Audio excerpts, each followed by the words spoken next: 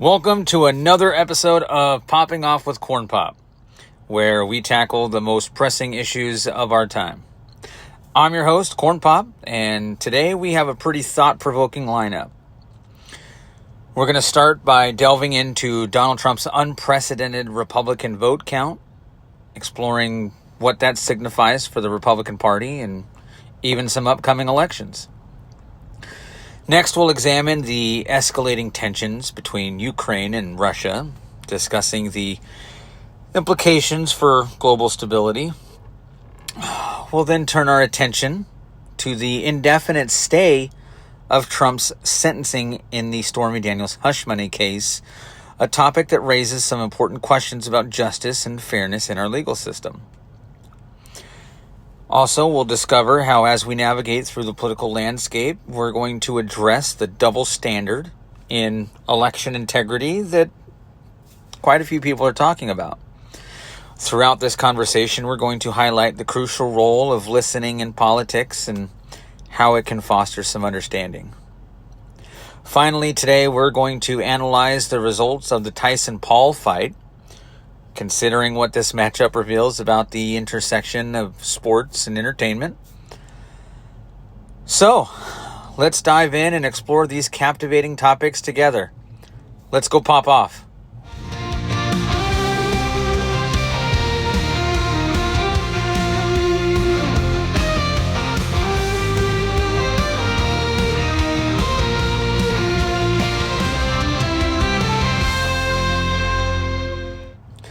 So let's start discussing, a monumental achievement in the world of American politics.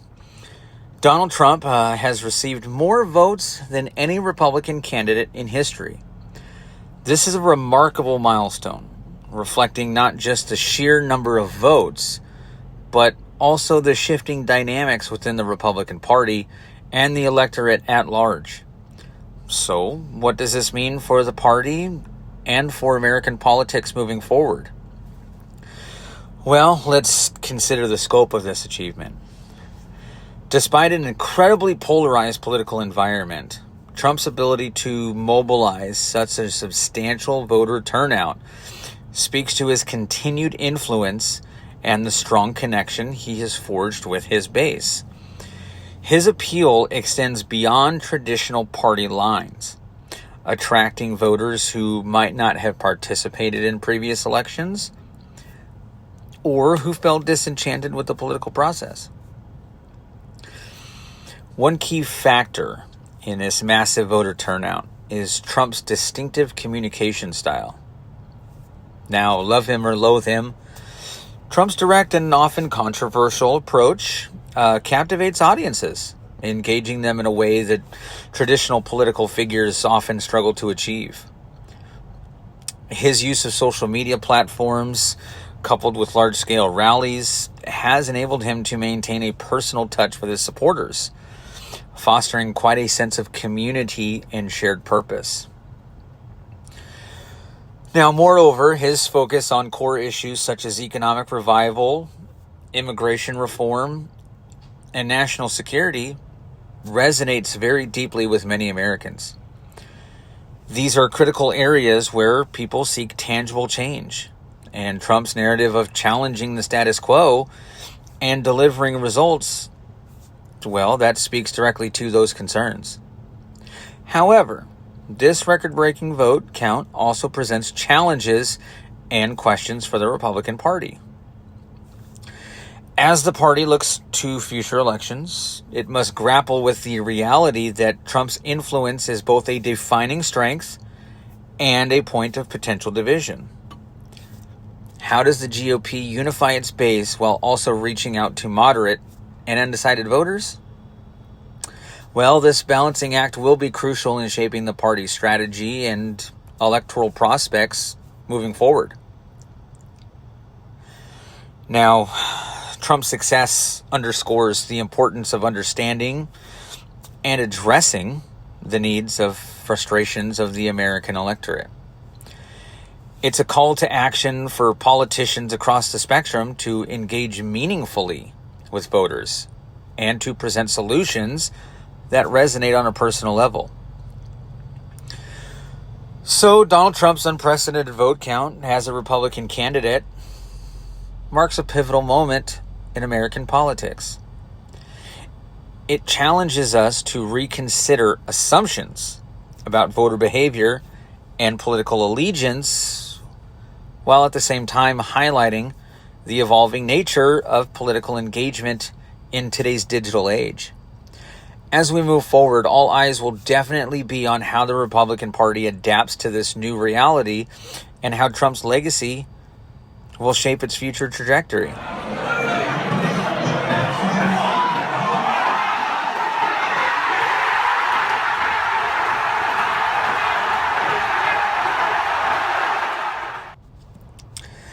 Next, let's tackle a critical and concerning topic: the ongoing escalation in Ukraine following the provision of long-range missiles by the United States and the stark remarks made by Russian President Vladimir Putin regarding nuclear escalation. Now, as many of you know, the situation in Ukraine has been fluid and very complex since the onset of this conflict. Recently, the U.S. has stepped up its military support for Ukraine by supplying long-range missiles, which could significantly change the dynamics on the battlefield. These missiles allow Ukrainian forces to strike deeper into occupied territories, and even into Russia, potentially giving them a strategic advantage in pushing back against Russian advancements. However, this development has not gone unnoticed by Putin. In a recent statement, he warned that the provision of these missiles could lead to a heightened threat of nuclear escalation. Now, Putin's remarks reflect a familiar strategy: using the specter of nuclear weapons to deter further Western involvement and to remind the world of Russia's military capabilities. It's a chilling reminder of how quickly geopolitical tensions can escalate. So, what does this mean for the conflict? On one hand, the long-range missiles could empower Ukraine to reclaim lost territory and gain leverage in negotiations. On the other hand, the potential for nuclear escalation raises alarm bells across the globe. It's a delicate balancing act, and stakes could not be higher. We've seen time and time again how rhetoric from leaders like Putin can influence public perception and even international policy. His threat of nuclear escalation serves as a warning to the West. Any further military support for Ukraine could bring about severe consequences. Now, this creates a challenging environment for U.S. and NATO leaders, who now must weigh the need to support Ukraine against the risks of provoking Russia further. Moreover, this situation adds another layer of complexity to the already intricate web of international relations. Countries around the world are watching closely and intently, assessing how the U.S. and its allies will be responding to Putin's threats. There is a fine line between supporting a nation under siege and inadvertently escalating a conflict to a point that could endanger global security. Now, as we continue to monitor this evolving situation, it's essential to consider both the immediate implications for Ukraine and the broader geopolitical landscape. This provision of long-range missiles could be a turning point, but it also raises significant questions about the potential for nuclear conflict and the future of international diplomacy. Let me know what your thoughts are on the U.S. supplying long-range missiles to Ukraine. Do you believe it will help in the fight against Russian aggression? Or do you think it risks escalating tensions further? I'd love to hear your opinions down in the comments.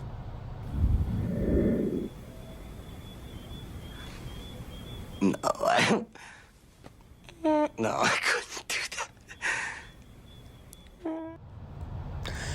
Now let's dive into a pivotal moment in the saga surrounding former President Donald Trump, soon to be President Donald Trump, and the hush money case involving Stormy Daniels.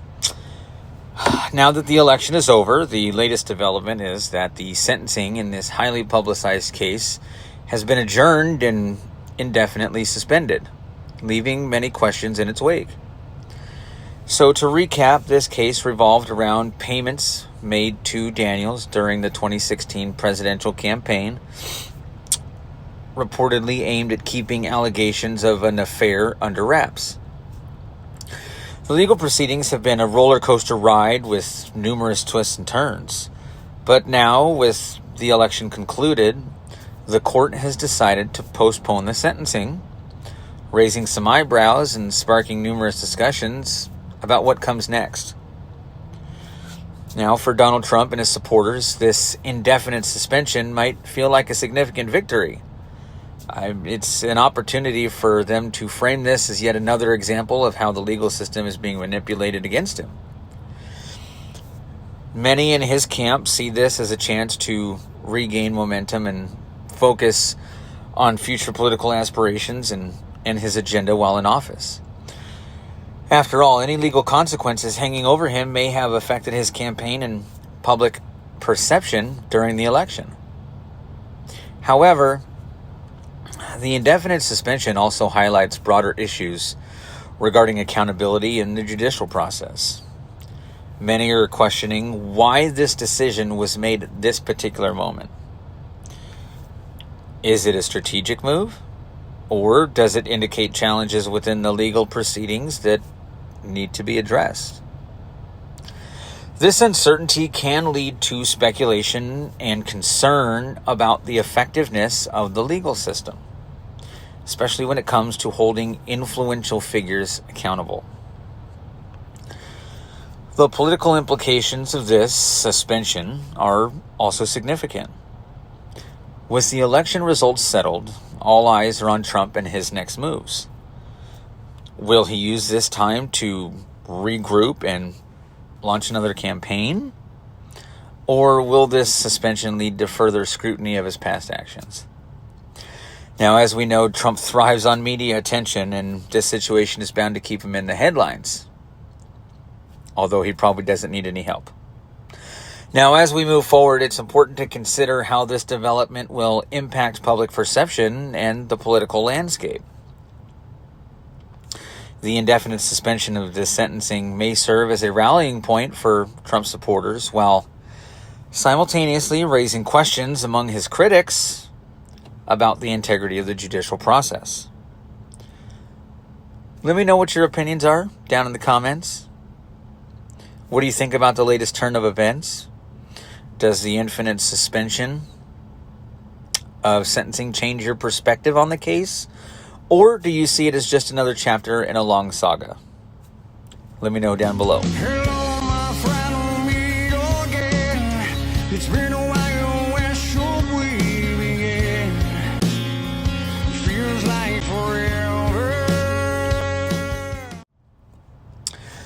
So now we get to the topic that's been generating a lot of conversations and, quite frankly, a lot of confusion. The acceptance of questioning election results by Democrats in light of what we've witnessed over the last 4 years. You know, it's fascinating and even somewhat troubling that we've arrived at a point where it seems acceptable for some Democrats to express doubts about election outcomes, particularly after the fervent outrage directed at those who did the same thing during the previous administration. Remember the narratives we heard? Those who questioned the legitimacy of the elections were labeled as threats to democracy, spreading misinformation, and undermining the electoral process. Now we fast forward to today and we see a different story unfolding. Some prominent voices within the Democrat Party are now raising concerns about election integrity and fairness, particularly in the light of recent contentious races. It's important to examine this shift critically. Is this a case of the ends justifying the means, or is it a genuine concern about electoral processes that require our attention. It's essential to hold all sides accountable. The integrity of our election should be a nonpartisan issue, central to the functioning of our republic. When any party stands to pick and choose when to question results based on their immediate interests, we can risk eroding the very foundation of trust that our electoral system relies upon. So what does this mean for the average voter? It can create a sense of disillusionment and confusion. If questioning election outcomes was deemed a danger to our republic before, why is it suddenly acceptable now? This inconsistency can lead to a dangerous precedent where some political narratives overshadow facts and evidence.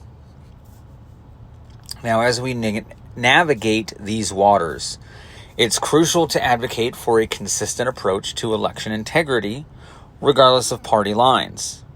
We need to encourage respectful discourse about election processes while firmly rejecting any rhetoric that seeks to undermine our election institutions. So, let's remember that our republic thrives when we prioritize transparency, accountability, and respect for the electoral process. It's time for all of us, Democrats, Republicans, and independents alike, to demand that our leaders uphold the principles they preach. What?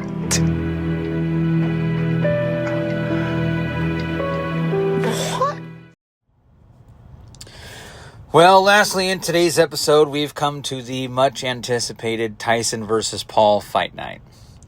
Now, while expectations were sky high for the main event, seems the real action was elsewhere, and, well, we've got a lot to cover on it.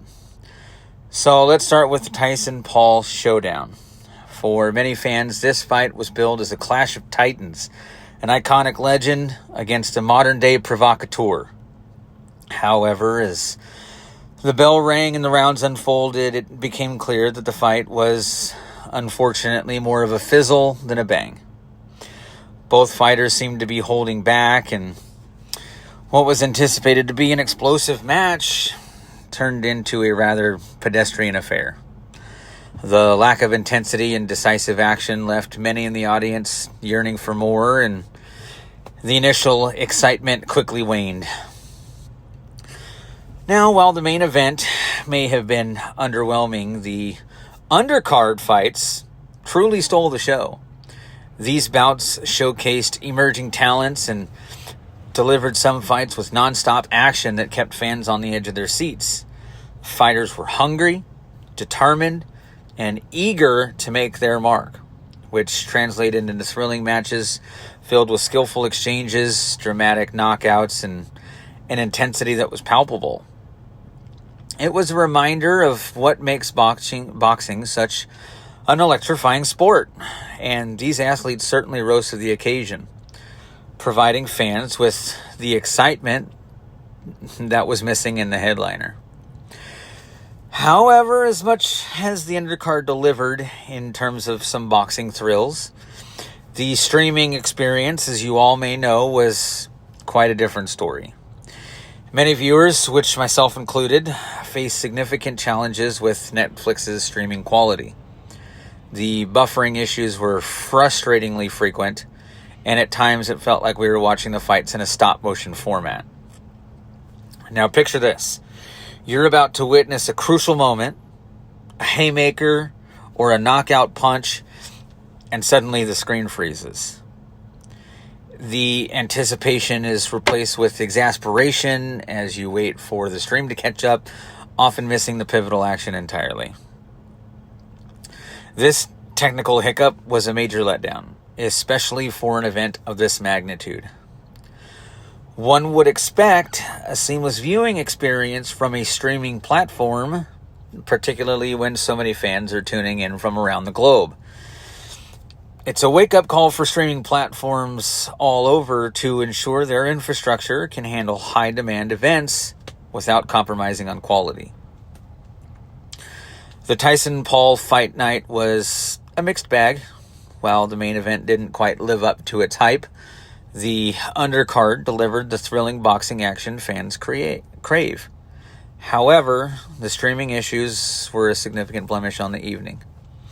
So, here's hoping that future events will learn from these shortcomings to provide a more consistent and engaging experience for all fans.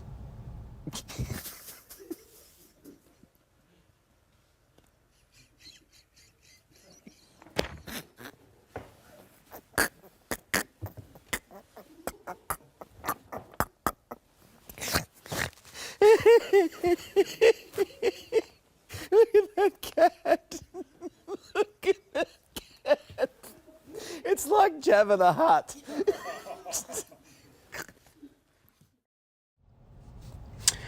And that brings us to the end of this week's episode of Popping Off with Corn Pop. I hope you enjoyed our discussions and found some valuable insights along the way. Your support means the world to me, so if you liked what you heard and saw today, please take a moment to like, share, and subscribe to the channel. Thank you for joining me on this journey. Till next time, stand tall, speak your mind, and always pop off with conviction.